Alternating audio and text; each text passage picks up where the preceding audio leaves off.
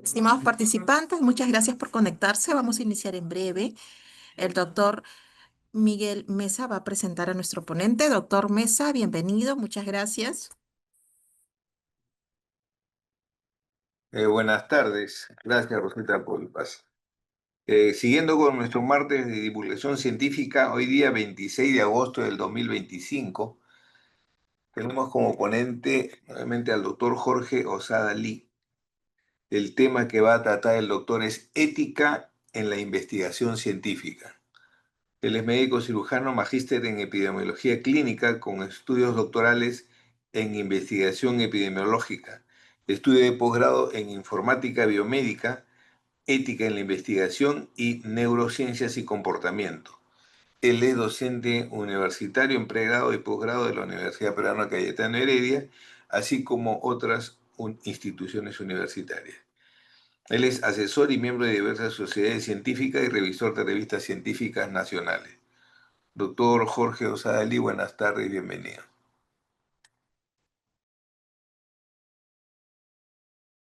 Buenas tardes, doctor. Gracias por la presentación e invitación. Muy bien, entonces me han pedido que hable un poco acerca de ética en investigación. Es un tema un poco amplio. He tratado de enfocarme algunas cosas muy puntuales, pero en todo caso, si ustedes tienen preguntas o dudas, pues me pueden detener eh, para poder conversar esos puntos. Muy bien, perfecto. Denme un momento, por favor, para poder compartir mi presentación.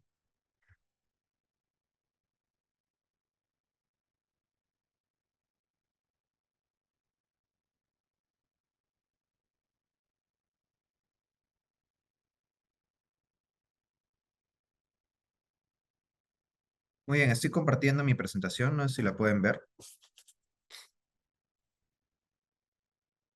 Sí, doctor, sí se Sí, se puede visualiza. ver. Perfecto. Muy bien, entonces, como estaba mencionando, vamos a hablar un poco acerca de ética. Entonces, aquí tenemos los principios éticos en investigación. A través de las diferentes carreras en salud nos han hablado acerca de los principios éticos, respeto, beneficencia, justicia. Y, y en general, pues esto no solamente se va a aplicar pues eh, a la práctica clínica, al trabajo directo con los pacientes, sino también, como estaba mencionando, pues a la parte de investigación, donde también trabajamos directamente con personas y tenemos que considerar esto. Entonces, estos puntos se van a aplicar en los trabajos de investigación, tanto durante la aplicación de los mismos, durante la aplicación de los proyectos, ya la aplicación de en sí ya del trabajo, como en el informe de eh, los resultados finales pues, de los estudios. Entonces, es importante tener en cuenta esto cuando se realizan los proyectos y aplican los trabajos de investigación. Entonces, aquí tenemos algunos puntos que se consideran para los principios éticos, por ejemplo, eh, en el caso de respeto, tenemos la aplicación del consentimiento informado, la protección de los participantes, la confidencialidad. eh, en el caso de beneficencia tenemos que el diseño del estudio tiene que ser adecuado, la evaluación de la relación riesgos-beneficios.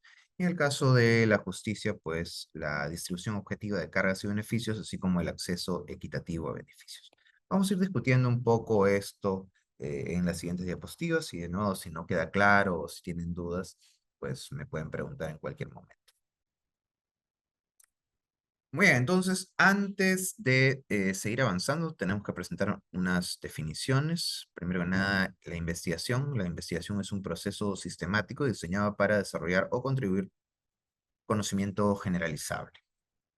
Entonces, eh, en este caso estamos contribuyendo al conocimiento generalizable. La idea es que estamos aportando algo nuevo, algo que nos va a ayudar a la toma de decisión. La investigación básicamente genera herramientas que van a ayudar pues a la toma de decisiones. Y se van a dar pues mediante un proceso ordenado, un proceso estructurado que trata de asegurar que estos datos sean datos que representen correctamente la realidad. Muy bien, entonces es importante pues hablar un poco acerca de esto. ¿Por qué? Porque muchas personas no diferencian el trabajo de investigación con el trabajo que realizan en la práctica clínica directa, ¿no? O en su trabajo directo en general. Entonces, eso es algo que hay que diferenciar. Cuando trabajas en un hospital, cuando atiendes pacientes, cuando trabajas en algo, pues tienes una serie de responsabilidades que se tienen que cumplir. Entonces, tenemos que diferenciar estas responsabilidades que estamos haciendo por nuestro trabajo regular de cualquier responsabilidad o cosa que hagamos, pues aparte, ¿no? Que se daría en el proceso de investigación. Entonces, cuando estamos hablando de la investigación y los procesos asociados a investigación, estamos hablando pues de los procesos que están directamente relacionados a esto y que son responsabilidad directa de la investigación en sí, del proceso de investigación en sí. Entonces, por ejemplo, yo puedo estar atendiendo a un paciente, evaluando a un paciente, haciendo una intervención quirúrgica o una intervención médica a un paciente y se está dando pues por parte de su atención en general. Si yo hago un trabajo de investigación en esto, a pesar de que yo mismo pude haber atendido al paciente, pude haber hecho la intervención quirúrgica, el tratamiento médico, lo que sea, en la mayoría de casos, pues estas intervenciones, como estaba mencionando, no van a ser responsables eh, directamente pues de la investigación, van a ser responsables de la investigación. Entonces, en estos casos, pues estamos hablando de un trabajo de investigación donde se está observando solamente lo que sucede y no es un trabajo de investigación de tipo intervención, donde se cambia a lo que estamos observando. Entonces, como estaba mencionando, es importante diferenciar lo que hacemos por parte de la investigación de lo que hacemos, pues, como parte de nuestro trabajo regular. Algo también importante de considerar es la información privada. La información privada es información que una persona puede esperar que no se esté observando ni registrando y es información pues, que se ha proporcionado con fines específicos y que la persona puede razonablemente esperar que no será pública. En el caso de salud, generalmente, pues cuando nos vamos a atender al médico, cuando nos vamos a atender, pues, un establecimiento de salud, generalmente, pues vamos a compartir nuestra información privada con las personas que nos van a atender, porque esta información va a servir para curarnos, para ayudarnos directamente. Y se espera que lo que estemos diciendo o la información que estemos compartiendo en las diferentes áreas de, sistema de salud, pues no salgan de ahí, no se registran en la historia clínica básicamente para cuestiones directas de tu salud y nada más. Entonces, eso es algo importante que tienen que considerar, ¿no? Que ustedes puedan encontrar esta información en las historias clínicas, que puedan acceder a esta información en las historias clínicas, en el sistema de un centro de salud. En el hospital tenemos registros electrónicos de diferentes resultados de laboratorio y otras cosas de los pacientes. Pues básicamente todo esto es información privada de los pacientes y no podemos realmente acceder a esta de forma libre, a menos que sea pues para beneficio directo del paciente. Entonces, muchas personas pues cogen las historias clínicas de los pacientes porque les parecen interesantes o acceden a sus datos de laboratorio, imágenes, sin pedir permiso, sin tener ninguna consideración. Y esto es algo pues que no se debe hacer. Como estaba mencionado, tenemos que diferenciar eh, trabajo y el acceso que tenemos pues por trabajar en un centro de salud con un trabajo pues de investigación. Entonces, cuando ustedes piden una historia clínica dentro del hospital, dentro de un centro de salud, pues se espera que esto se esté solicitando para beneficio del paciente, para poder ayudarlo, para poder trabajar con él, para poder curarlo de alguna forma. Entonces, muchas personas pues piden esta información para otros fines y eso es inadecuado porque estamos hablando de información privada, que es información que estas personas pues son los dueños de la información y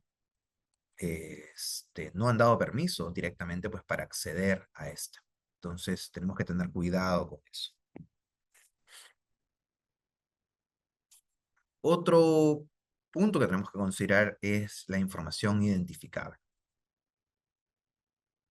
Cuando registramos datos para nuestros trabajos de investigación, muchas veces pues registramos datos que podrían afectar negativamente a los participantes, a cada una de las personas. Son datos personales, datos privados que que podrían afectarlos. Entonces, es importante pues manejar bien esta información y tenemos que tener cuidado sobre todo con la información identificable. La información identificable es la información que permite saber pues de quién estamos hablando. Puede incluir el nombre de la persona, puede incluir su teléfono, puede incluir su dirección, número de DNI, número de historia clínica. Entonces, cualquier dato que permita saber de quién estamos hablando, cuál es el individuo, pues de dónde vienen esos datos, es información identificable.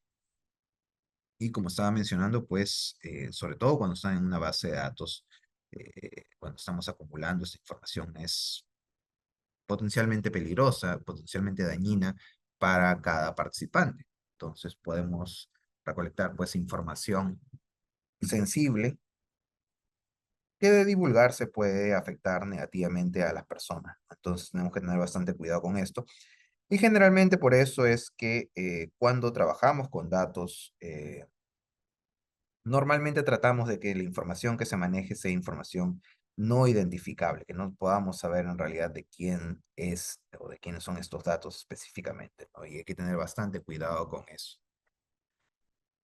Y de forma complementaria, pues tenemos que fijarnos en el acceso a los datos, tenemos que fijarnos en cómo está protegida la información también para que no se pueda difundir fácilmente. Y también otro concepto asociado que tenemos que discutir, perdón, es el riesgo mínimo para los participantes. El riesgo mínimo es el que normalmente se encuentra en la vida diaria o durante la realización de pruebas físicas o psicológicas habituales.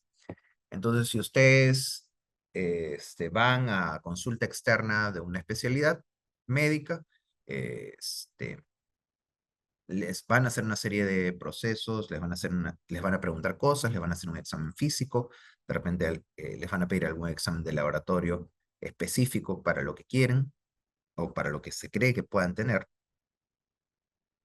Entonces, el riesgo mínimo al cual se exponen las personas, pues son todos estos procesos que se van a dar de forma regular. No te están exponiendo a nada más que lo regular, lo que normalmente te van a hacer. Eso es riesgo mínimo. Si te exponen a cosas, si el trabajo de investigación te expone a cosas extra a las cuales no deberías exponerte regularmente, eh, entonces estamos hablando de más del riesgo mínimo.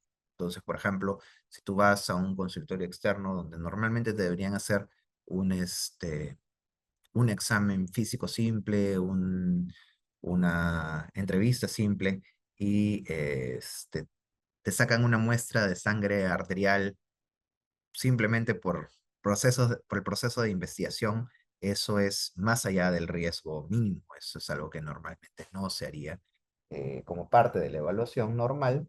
Y por tanto, pues es algo que tenemos que fijar, ¿no? Entonces, tenemos que considerar este concepto que es el riesgo mínimo para los participantes. Cuando evaluamos los trabajos de investigación, tenemos que este riesgo mínimo es un punto de corte para poder hacer la selección de evaluación de niveles de riesgo en los proyectos de investigación. Entonces tenemos proyectos que corresponden a menos del riesgo mínimo, corresponden al riesgo mínimo y corresponden a más del riesgo mínimo. Y eso es algo que también vamos a ver después.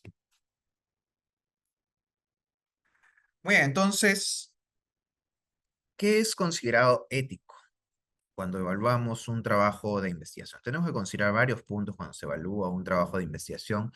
Y es algo pues que comúnmente va a haber el Comité de Ética en Investigación, pero es algo que deberían pues pensar los investigadores, deberían considerar los investigadores cuando arman su proyecto de investigación y cuando ejecutan su trabajo y cuando presentan su informe final. Entonces, primero que nada, pues el trabajo tiene que tener un valor.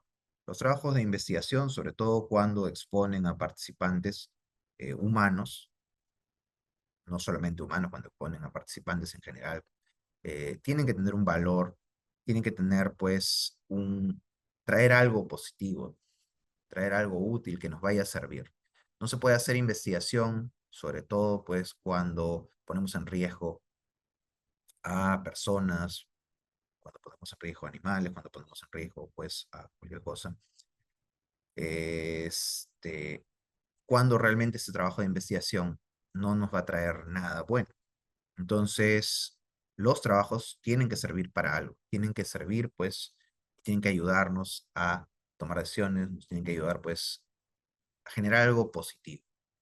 Si no nos sirve de nada hacer el trabajo de investigación, no es ético poner en riesgo a ningún participante realmente. Entonces, es algo que se tiene que evaluar. Los trabajos de investigación también tienen que tener una validez científica. Eh, Tiene que tener algún sentido lógico. No podemos hacer trabajos de investigación simplemente porque me parece, yo creo. Tiene que haber alguna base que sustente lo que estamos diciendo. Si no hay alguna base lógica que sustente lo que estamos diciendo, pues probablemente lo que estamos diciendo no tiene sentido y probablemente no tenga sentido exponer a participantes a un riesgo que no va a llevar a nada. Entonces tiene que haber alguna lógica en lo que estamos planteando, tiene que haber una explicación de lo que estamos planteando que justifique que podamos hacer el estudio.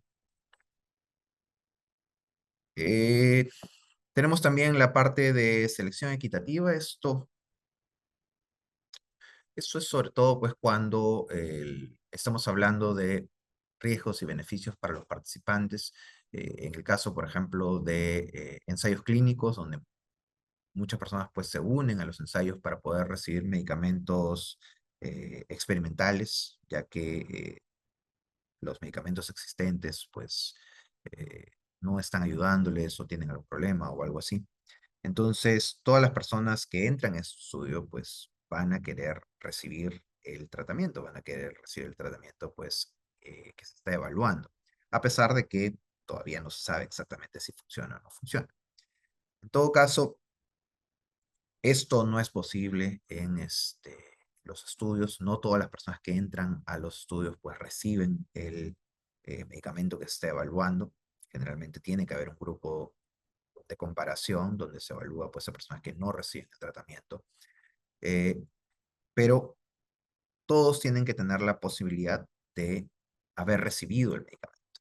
Entonces, no debería haber ninguna persona que no haya tenido la misma posibilidad de recibir el medicamento. En este caso, pues lo que se hace una selección aleatoria de las personas que entran para ver quiénes pueden recibir, quiénes recibirían el medicamento y quiénes no.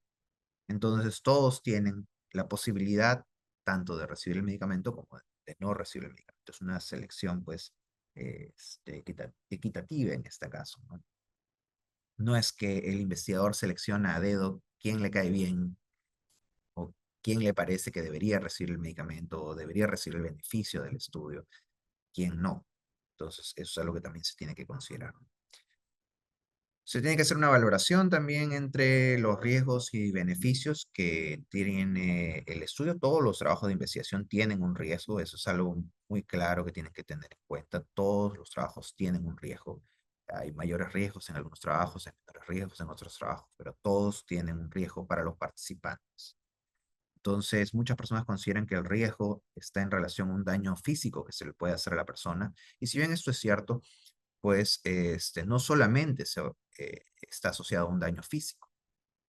Si ustedes dañan la imagen de las personas, dañan pues el concepto que tienen otras personas de estos y cosas similares, pues también están dañando a los individuos. Eh, este, Compartir información personal de las personas las puede dañar. Entonces, todos los trabajos de investigación pues generan riesgos. Asimismo, también van a generar beneficios, van a traer algo positivo. Lo que se tiene que evaluar es si los beneficios que están generando van a superar realmente a los riesgos a los que se exponen los participantes. Si no es así, si los beneficios que se obtienen no superan los riesgos, pues el trabajo de investigación no se considera ético y no se tiene que realizar. Generalmente todo esto pues se evalúa por parte de los investigadores, los que diseñan el estudio, piensan en estos puntos, pero esto normalmente no se considera pues suficiente. Entonces, ¿qué es lo que se hace? Se presentan el plan de trabajo, el plan de investigación que se piensa aplicar a un grupo independiente que evalúa si cumple con los puntos que hemos estado conversando. Este, esto, esto es el Comité Institucional de Ética de las instituciones. Entonces ellos evalúan estos puntos y deciden si es un trabajo adecuado. No solamente en relación a los riesgos, beneficios, sino como estaba mencionando también en función a la metodología de los estudios. Un trabajo que no es metodológicamente adecuado, que no es correcto, pues no va a brindar información razonable y por tanto, pues es un trabajo que va a traer riesgos sin un beneficio adecuado, un beneficio razonable. Un trabajo mal hecho no trae beneficios, pero sí trae los riesgos. Entonces, por eso es que los comités de ética no solamente pues ven directamente los puntos relacionados a ética, sino también la metodología de los trabajos de investigación y se aseguran de que sean, o se tratan de asegurar de que son trabajos adecuados que valen la pena de ser realizados.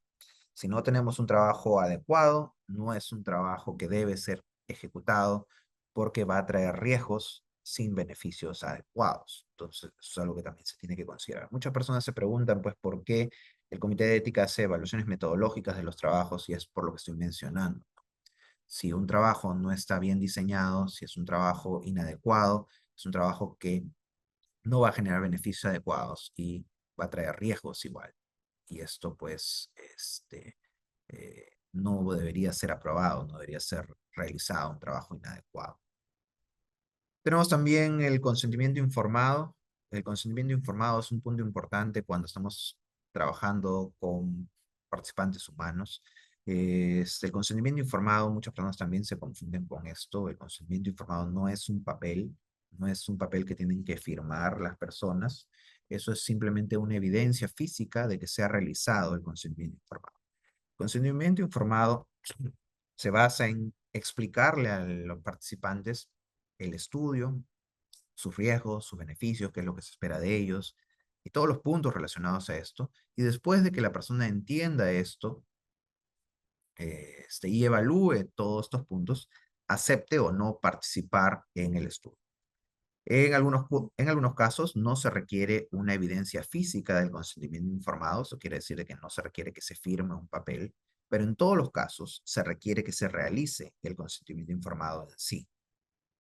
Entonces, eso es algo importante a considerar.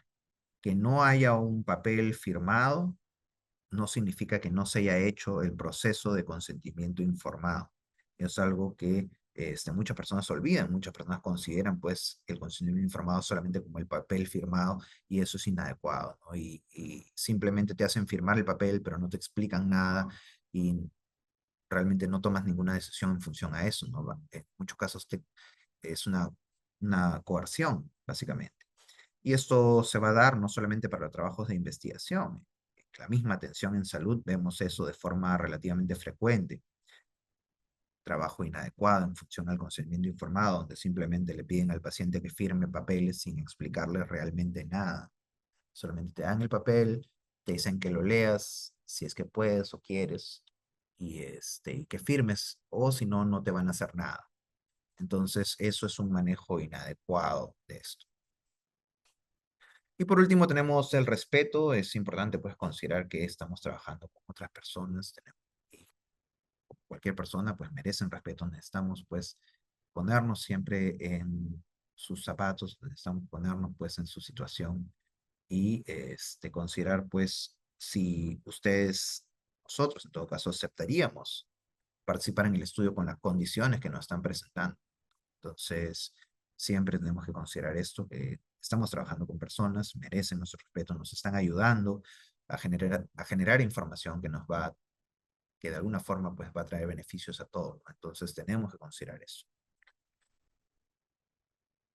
Muy bien, entonces como les estaba mencionando, tenemos los comités de ética. Los comités de ética van a recibir los proyectos de investigación y van a evaluar si los proyectos de investigación son adecuados antes de ser ejecutados. Es importante de considerar.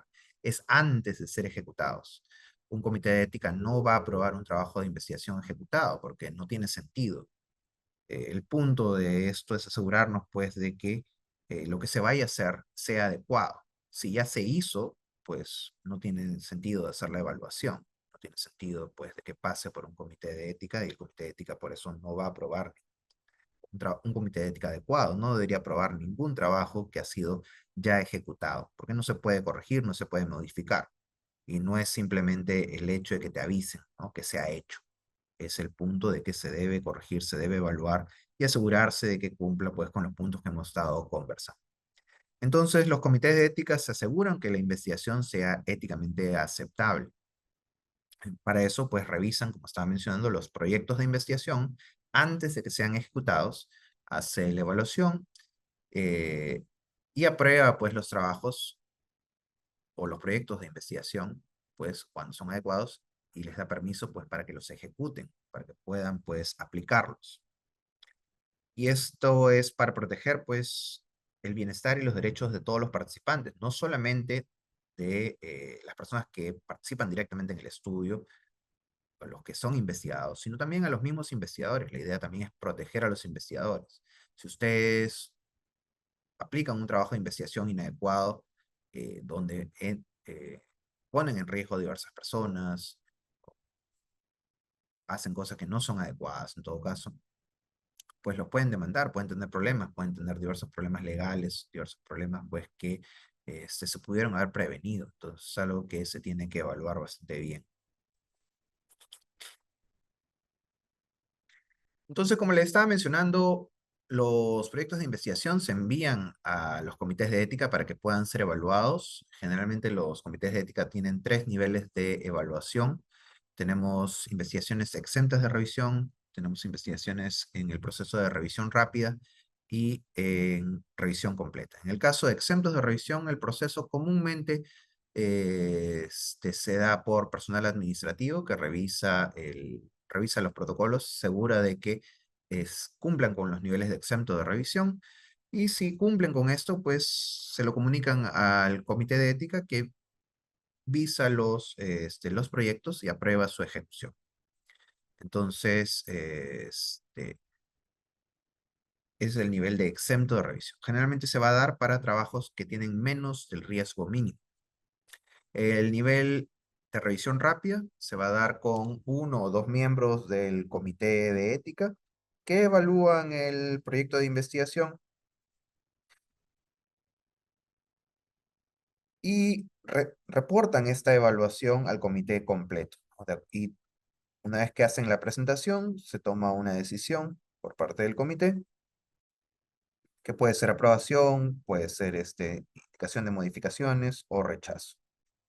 Entonces, la evaluación del documento se hace principalmente por pocos miembros del comité, 1 o 2 miembros del comité que posteriormente pues reportan al resto y solicitan pues su aprobación o la aprobación pues de la evaluación que realizaron. Eso se da para trabajos que tienen el riesgo mínimo. Y posteriormente pues tenemos el nivel de revisión completa que se da ya con todos los miembros del comité. Todos los miembros evalúan el trabajo y dan sus comentarios o dan sus puntos de vista ya en la reunión del comité completo. Y de acuerdo a eso pues se toma la decisión de aprobarlo, dar sugerencias de mejora o rechazar. Entonces aquí tenemos pues investigaciones exentas de revisión por el Comité de Ética. Como le estaba mencionando, son investigaciones que están consideradas como menos del riesgo mínimo. Entonces estamos hablando de encuestas, entrevistas o observaciones de comportamiento público, a menos que los participantes puedan ser identificados. Entonces, como le estaba mencionando, por esto el hecho de tener información que te permite identificar a los participantes afecta bastante la decisión en función de los niveles de revisión y al riesgo también al cual se exponen los participantes, ¿no? Entonces tenemos que ver eso. Entonces, estamos hablando de encuestas, entrevistas, observaciones de comportamiento público, estamos hablando de comportamiento público, eh, a menos que los participantes puedan ser identificados. Y que la divulgación de la respuesta de los participantes pues, pueda suponer a estos un riesgo por la responsabilidad legal o dañar su reputación, posición económica o empleo, ¿no? Entonces tenemos que fijarnos de que los datos que se recolecten pues sean datos que no los afecten de ninguna forma eh, negativa. Si es que estos datos los podrían afectar de forma negativa, eh, por la parte legal, dañar su reputación, posición económica o empleo, también dejan de ser datos asociados a una investigación exenta de revisión. También estamos hablando de estudios de registros, datos o especímenes ya existentes, considerando pues que las muestras existan y estén públicamente disponibles. Estamos hablando nuevamente de información pública. Y tienen que recordar que si ustedes tienen acceso a esto, no significa que sea público. Esto es algo muy importante. Muchas personas se confunden, muchas personas creen que por tener a la mano la historia clínica del paciente, es información pública o pueden hacer lo que quieran con esta información y eso no es cierto.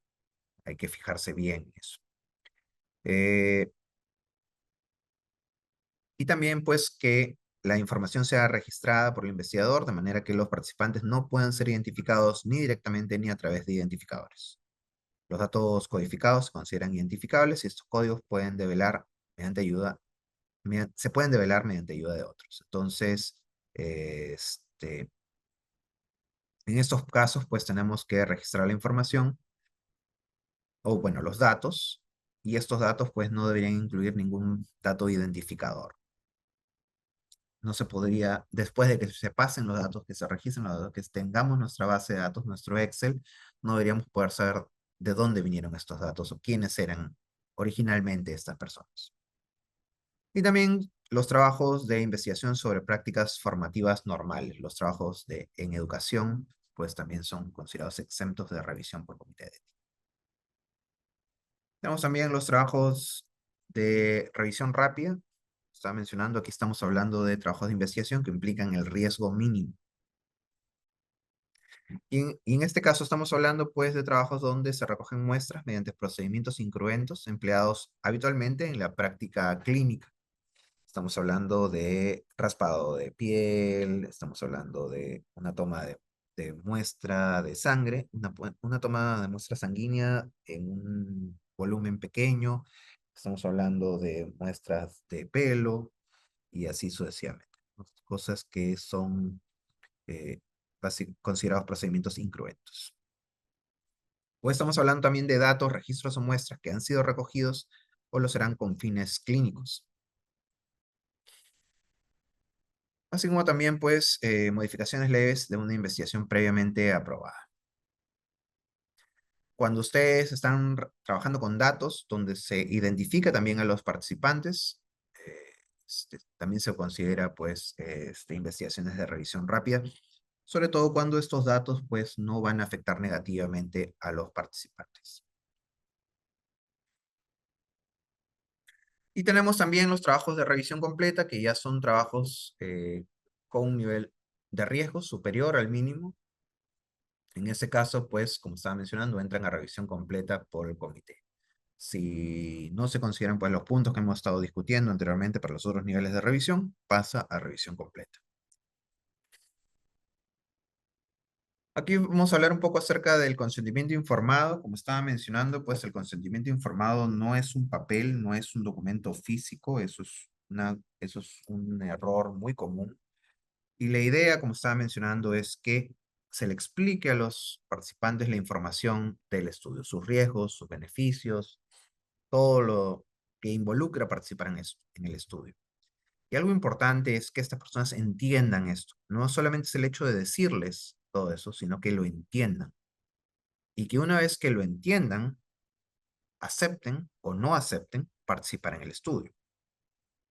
Entonces eso es algo muy importante. Si las personas no pueden entender lo que le estás diciendo, no pueden aceptar adecuadamente participar en el estudio. Entonces no es un consentimiento informado adecuado. Por eso es que las personas que no entienden lo que le estás diciendo, pues no pueden pasar por este proceso de consentimiento informado. en el caso de los niños muy pequeños, en el caso de personas con problemas para comunicarse, eh, problemas cognitivos, pues no se les puede hacer un consentimiento informado porque simplemente no van a comprender lo que le estamos explicando. Entonces, algo importante también en la parte ética es considerar a los participantes vulnerables. Habíamos hablado un poco acerca de los niveles de revisión. Si ustedes están trabajando con grupos vulnerables, pues a pesar de que se cumplan con las características de exento de revisión o revisión rápida, todo pasa al nivel de revisión más alto, que es revisión completa por parte del comité de ética. Porque aquí se puede generar un mayor daño a los participantes y se tiene que tener bastante cuidado con esto. Se tiene que tener bastante cuidado pues con los posibles riesgos que se traen con trabajar con esas personas. Entonces tenemos aquí algunos grupos que son vulnerables, como por ejemplo personas con deterioros cognitivos o de la comunicación, cuando hay diferencias importantes de poder, por ejemplo, en el caso de los presos, tenemos también cuando hay inconvenientes sociales y económicos importantes, estamos hablando de personas con extrema pobreza, que se les puede coaccionar fácilmente, de- por ejemplo, por la parte económica. Tenemos niños, mujeres embarazadas, fetos, embriones, todos son bastante sensibles y se les puede dañar fácilmente.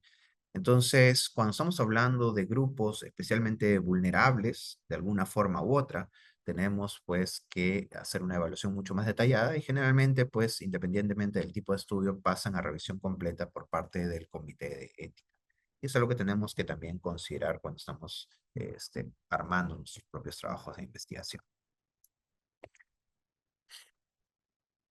Algo importante también a considerar es la responsabilidad de los investigadores. Tenemos aquí algunos problemas asociados a ética en la conducta científica. Tenemos la conducta científica impropia, por ejemplo, la invención, falsificación, plagio. Eh, De esos tres, lo más común que podemos encontrar es el plagio. El plagio es el robo de la de la propiedad intelectual de otras personas. Muchas personas simplemente cogen el trabajo de otros y no no, no lo mencionan o simplemente pues lo cogen y de forma directa, ¿no? Y lo ponen en su propio trabajo. Eso no es adecuado, ¿no? Incluso si se hace pues una cita textual de un documento, pues no debería ser exactamente así. No podemos copiar y pegar partes de diferentes documentos y pegarlos en nuestro propio documento, incluso si mencionamos pues que viene de otros trabajos, así nomás. Este, y esto porque básicamente están robando la propiedad intelectual de otras personas. Si van a hacer eso, pues tienen que pedir una serie de permisos para poder acceder al material. Si no, no se puede hacer. Y muchas veces, pues, simplemente cogen el material y lo usan sin decir de dónde ha venido. Eso es robo de propiedad intelectual, es un crimen en realidad y es algo que se tiene que considerar. Muchas veces no nos explican esto en el proceso formativo, cuando estás en el colegio, cuando estás en la universidad, te acostumbras pues a coger partes de otros trabajos y poner tu nombre y eso es, como digo, un crimen. Es algo que es penable, punible. Se me confunden las palabras. Bueno, en todo caso, es algo que está mal. Es algo que está mal. Y si se dan cuenta, pues, de esto, pues, te pueden castigar, ¿no? Te pueden castigar. No estamos hablando, pues, de que te va a afectar la nota o te pueden botar de la universidad, que también es cierto, puede suceder. Si no, pues, ya cuando estés en el ámbito profesional, pues, van a ir apareciendo otros problemas bastante vergonzosos donde se cuestiona la calidad de tu trabajo. Eso es algo a lo que no deberíamos llegar. Entonces, lo que normalmente se hace, pues, es, si bien nos basamos en información previa para poder generar nuestros propios trabajos, lo que normalmente se hace es, se revisa toda la información, se interpreta la información y se explica con nuestras propias palabras lo que deseamos presentar. Entonces, en este caso, contamos básicamente nuestra historia, nuestro propio punto de vista basado en lo que hemos revisado y explicamos pues cuáles son los documentos que hemos revisado presentando citas y referencias asociadas. Después tenemos la invención y falsificación. En un caso estamos modificando nuestros datos de estudio. Generalmente hacemos nuestro trabajo de investigación, van a generarse datos. Y en algunos casos algunas personas modifican estos datos eh, para obtener los resultados que les parezcan mejores. Entonces modifican algunos valores para asegurarse pues que los resultados sean favorables para ellos. Eso es inadecuado. O también inventan datos sin haber realizado la recolección de datos o hacer un experimento o hacer un trabajo, pues simplemente no lo hacen y ponen cualquier valor numérico para poder generar sus resultados y discusión. Eso también es inadecuado. Ambos comportamientos pues son inadecuados, sumado a ello el plagio. Todos son comportamientos científicos inadecuados y si descubren que han hecho cualquiera de estos, pues los van a penalizar. Van a penalizar. También tenemos la doble publicación. La doble publicación también es un comportamiento científico inadecuado. Algunas personas pues no tienen paciencia, no esperan una respuesta de la revista y envían a múltiples revistas a la vez. Esto comúnmente se va a dar, sobre todo con personas con menos experiencia, con estudiantes. Envían una revista, esperan un par de días, no les responden, lo envían a otra revista, esperan un día o dos, no responden, lo envían a otra revista y así sucesivamente. Y terminan enviando su documento a múltiples revistas al mismo tiempo. Eso es un comportamiento inadecuado, porque todas las revistas van a perder tiempo en evaluar sus trabajos y decidir si los aceptan. Entonces, si un trabajo ya ha sido aceptado para publicación en otra revista, pues las otras revistas que están evaluando están perdiendo tiempo, ¿no? Porque realmente no van a ser publicados ahí.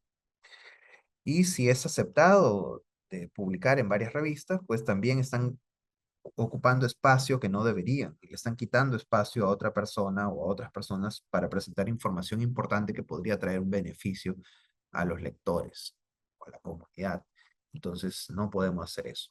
Generalmente lo que se hace es se envía a una revista, se espera una respuesta, si es negativa, de ahí se envía recién a otra revista y así sucesivamente hasta que acepten la publicación. No se puede enviar a varias revistas al mismo tiempo. También tenemos problemas con la autoría. Esto en realidad está disminuyendo con los años. Algunas personas añaden autores sin que estas personas hayan hecho nada realmente, y esto lo hacen por el nombre de estas personas, porque creen que les van a ayudar a que se acepte más fácilmente las ideas del documento o que se acepte la publicación del documento con algunas revistas. O algunas personas incluso obligan a investigadores a que los incluyan en su trabajo de investigación, por ejemplo, el jefe del servicio o la persona responsable de un área, lo obliga a sus trabajadores o a las personas que trabajan bajo ellos, pues para que los incluyan en sus trabajos de investigación. Estos son comportamientos inadecuados, y no solamente pues son problemas por el comportamiento inadecuado, sino porque si ustedes no están participando directamente en el estudio, tienen que tener bastante cuidado con dónde ponen su nombre. En general, todos los autores de un trabajo de investigación asumen la responsabilidad de la investigación publicada. Si hay algún problema en la investigación, ustedes como autores son responsables. Si no han participado directamente en el estudio, y no saben bien cómo se ha hecho ni qué es lo que ha pasado, pues es mejor evitar participar en los trabajos porque si hay un problema después, igual van a ser responsables, ¿no? Si está su nombre. Entonces, por eso es que también han ido disminuyendo estos problemas con el tiempo, ¿no? Las personas se van dando cuenta de que colocar tu nombre en cualquier cosa, pues no es una muy buena idea. También tenemos autores fantasma, personas pues que han participado en los trabajos que cumplen con los criterios de autoría y que no son incluidas. Esto pasaba también comúnmente con los estudiantes, muchas veces participaban estudiantes, cumplían con todos los criterios de autoría, pero no los incluían como autores en el trabajo de investigación. y esto pues también es un comportamiento inadecuado. Ahora es más común en realidad ver estudiantes como autores en trabajos de investigación y es algo pues que ha ido disminuyendo con el tiempo. Entonces, se tiene que tener en cuenta pues los criterios de autoría, es importante pues saber quién es un autor realmente en un estudio. Y básicamente estamos hablando de un autor cuando esta persona ha participado de forma importante en la parte cognitiva del trabajo, ¿no? En el diseño, en la interpretación, en la discusión, en la aprobación de los documentos finales, el análisis de datos. Estos puntos te dan autoría. Simplemente haber participado en cosas mecánicas, en cosas técnicas, como por ejemplo recolección de datos, toma de muestras o cosas así, realmente no te dan autoría y es algo que tenemos que considerar. Es algo importante de evaluar, pues, quiénes son autores y quiénes no son autores y cuánto han participado en el trabajo para poder determinar, pues, el orden de la autoría. Generalmente cuando trabajan varias personas en un trabajo de investigación, cuando envían su documento a publicación, pues van a poner el nombre de los autores de acuerdo a su participación. El primer autor es la persona más importante, que ha participado de forma más directa, generalmente pues es la persona que ha pensado la idea, que ha planificado el estudio y que se ha encargado de verlo. Y después las siguientes personas son personas pues que han participado un poco menos. El orden generalmente da a entender la cantidad de participación que se ha dado por parte de estas personas en el estudio. Y comúnmente pues se pone como último autor a la persona pues que va a ser el mentor o el autor pues que está más o menos guiando todo de forma global atrás. La persona pues que está apoyando de forma importante al investigador principal, pero que no es el investigador principal. Normalmente lo ponen atrás. Y no debemos olvidar también los conflictos de intereses. Es algo que también olvidamos. Muchos trabajos de investigación van a ser financiados este, por diversas instituciones y es importante siempre declarar esto porque el hecho de haber sido financiado por alguna institución específica puede afectar los resultados del estudio. Si un laboratorio paga por una investigación, generalmente pues esto puede afectar los resultados del estudio, sobre todo cuando se está evaluando un producto del mismo laboratorio. Entonces es algo que se tiene que declarar.